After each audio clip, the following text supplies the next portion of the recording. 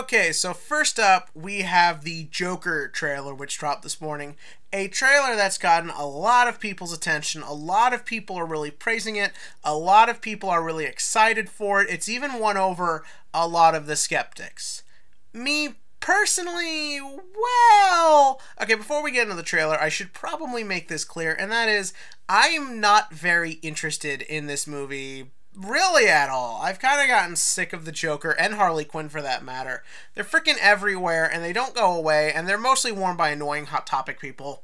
So yeah, I'm kind of sick of that. I don't know why they made this movie.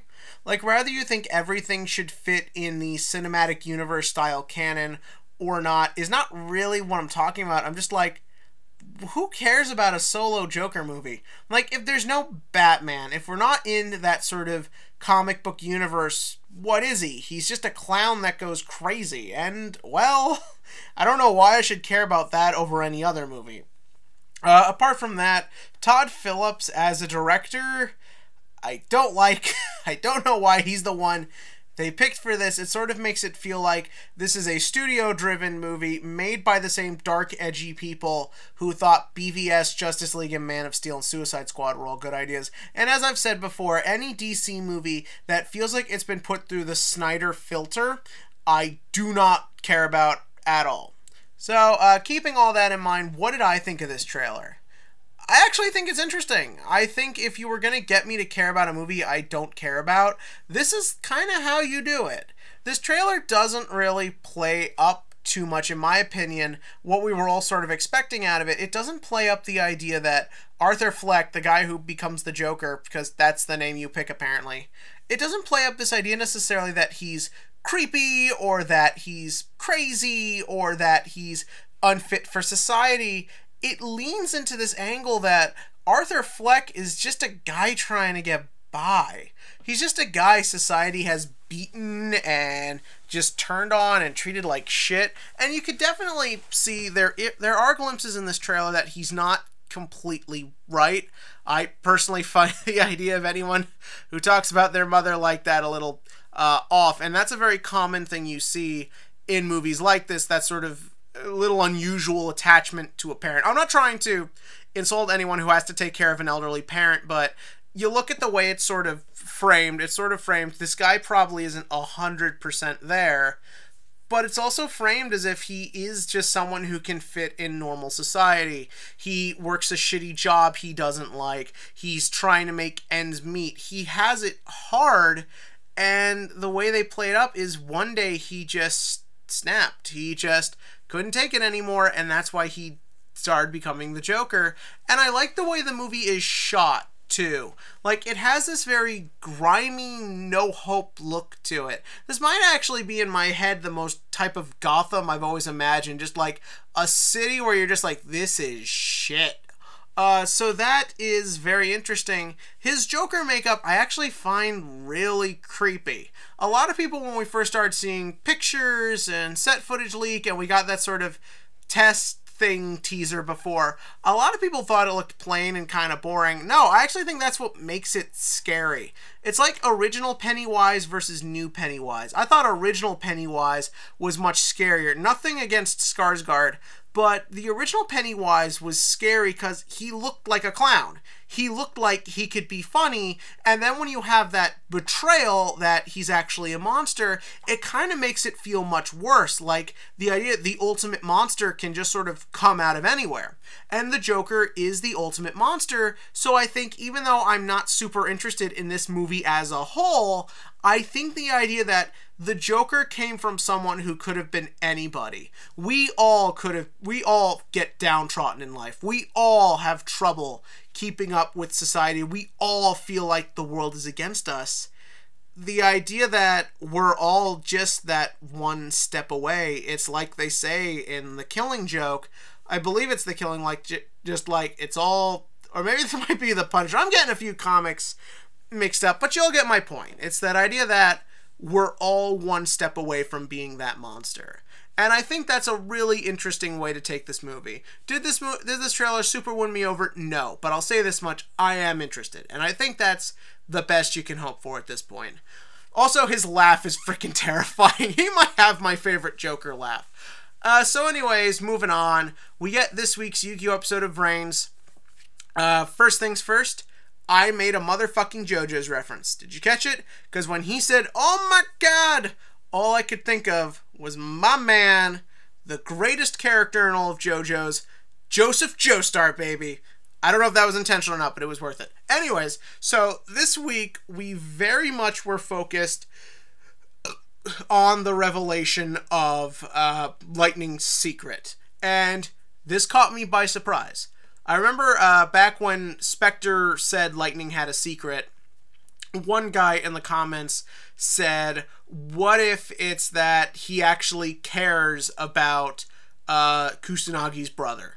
That would have been an interesting angle to go. That being said, I find this one also very interesting, and that is the idea that when Lightning was trying to figure out what he is or doing all this and he was running all these simulations, he found out he was actually the worst of the Ignises. And remember, Windy's a psycho murderer, so that's saying a lot. But no, I think this is a very interesting concept, and when you think of it in the bigger picture of what Yu-Gi-Oh! Vrains is about, I think it really is very fitting. Now, a big aspect of Yu-Gi-Oh! Vrains is the idea of human expansion, the idea of evolution, and the idea of what we become as we search for power. You hear that with how Revolver talks, how he's so much against artificial intelligence and the dependence on technology and how that's actually stunting us and hurting us and how it will ultimately lead to our destruction. And then you have Lightning, who's like, if humans are left unchecked, then they're definitely going to destroy themselves. We need to be the ones in control to save the Earth and keep life on this planet going. And we see it to a lesser extent in the other characters. Yusaku is driven by revenge and constantly pushes himself further to get stronger to exact this revenge. And we've seen that a lifetime of dedicating himself to that has made him almost inhuman, almost more robotic than our actual robot artificial intelligences we've got running around. We saw it with Go, who pushed himself to become so much more, to the point where he basically destroyed himself and ruined his life. There's a lot to that theme. Now, has the show always been very great with its execution of it? Not really, but I think when it really boils down to it, I think it does know how to tell this theme.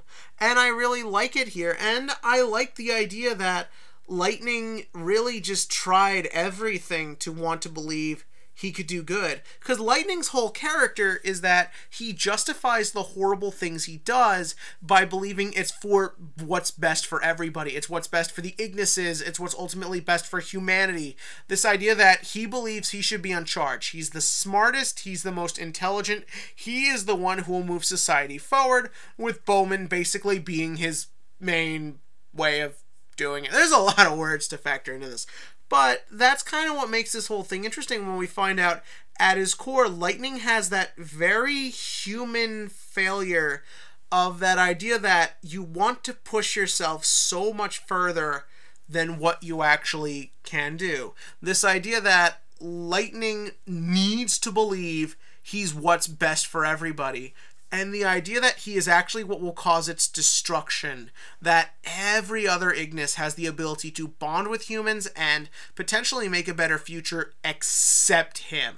That he is always the one who will screw it up, that will hurt somebody, that will cause a problem. And the idea that that's what's driven him insane is what kind of makes him maybe the most human of all the Ignises. That idea of wanting to move past a failure so much that it basically makes you worse than when you started is a really interesting concept. I also like the idea that Bowman's own sense of righteousness and free will has moved past the point where he can go against Lightning and even be like, no, I want to know the truth. What the hell's going on here? And I like how it really gets to Lightning. They really sell the idea that this is what's just below the surface for this guy. He really is, at his core, insane. And that is why he has to be stopped, because above all else, he's so desperate to believe he's the right thing, that his solution is the right way, that he's willing to ignore realities about himself. And also, I think it says a lot that the AIs can be read, that Revolver believes their free will is literally quantifiable, and you can run all these simulations, but they can't go against their programming, where a human can. A lot of people will probably think the bit where we went like in a weird 360 is probably just something weird they were trying to do, but in a lot of ways, look at who's giving this speech about right and wrong, who's giving the speech about where free will comes from. It's coming from the lunatic who wanted to force the world to do what he wanted. It ultimately comes back to this idea that neither of these characters are right. Neither of them are good people. And ultimately, what you just have to decide for yourself is, who would you rather work with, or who could you see yourself more as the idea of someone who just wants to get past his failings as Lightning, or as the idea of the guy who wants everyone to believe he's right, like Revolver. It's really interesting, and it's really fascinating, and I can't see where it goes once the duel really gets going next week. Also, last thing, our new ED. What the hell? I love the last ED. I have it on my freaking phone. It was voted on multiple charts as the best ending of the winter anime season. Why this thing? Like, I don't like it. And why is it showing all the happy shit? Like, we're supposed to be in the most miserable part of the show at the moment. But whatever. Tell me all that below. And real quick, TCG question of the week. Dual Power, baby. It's coming out Friday. Okay, technically, it came out today. But let's be real here. Most people won't have it till Friday anyways. What are you most excited for? Above all else, I want my Naturia Beast reprint, because Naturia Beast has been way too expensive for a while, and I need one for my hero deck. Give me your thoughts on that below. And as always, click to like, click to subscribe, and join me next week to see a continuing chest-beating contest between two psychopaths.